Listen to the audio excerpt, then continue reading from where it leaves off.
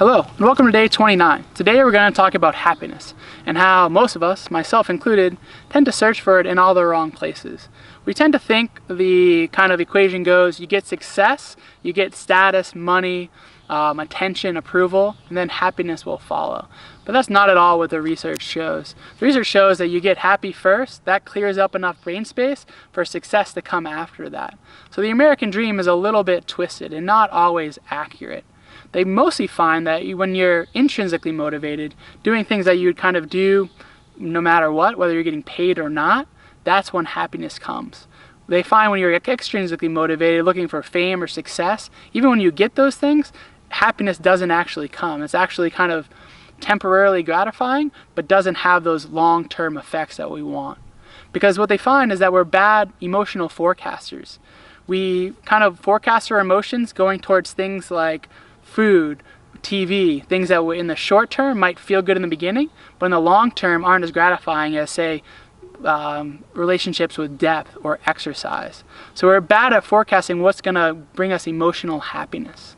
So we need to kind of focus more, and we go back to our roots, kind of our tribal roots of focusing on being in a tribe, being around people, what researchers call interactional synchronicity. What that means is that you're going forward together with a common purpose. That's what brings people the most happiness. And when that happens, our superior parietal lobe, which is located in the backside of our brains, deactivates. And that's the part of our brain that focuses on the boundaries of our body, or focusing on me and what's going on in my life. So once that deactivates and you focus more on the we, things get a lot better. So anything you can do to accomplish that, volunteer, be a part of a team, these together states, this is what actually brings us the most happiness, being around other people. It's a really cool study that kind of exemplifies this. They had people waiting in a waiting room, some with smartphones and some without.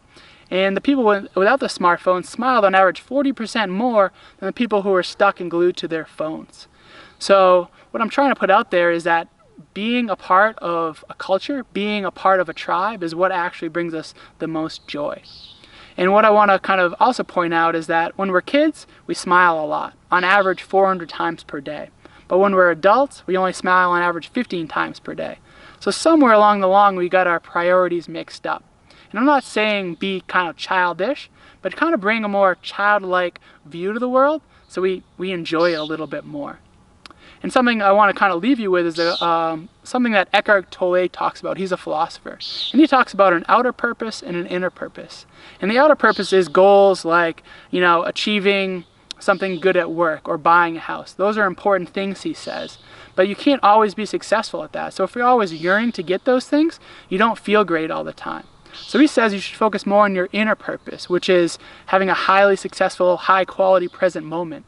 And you always have the potential to be good at that, to be successful at that. So you're setting yourself up for success if you focus more on your internal state of having a good quality present moment and move away from those externally motivated outer goals or outer purpose, such as accomplishing that race or that doing something at work that you've always wanted to do. So for our self-reflection today, we're going to focus on what you're intrinsically or internally motivated to do and move away from those external goals. So that's all I have for today. Thanks for tuning in and have a great day.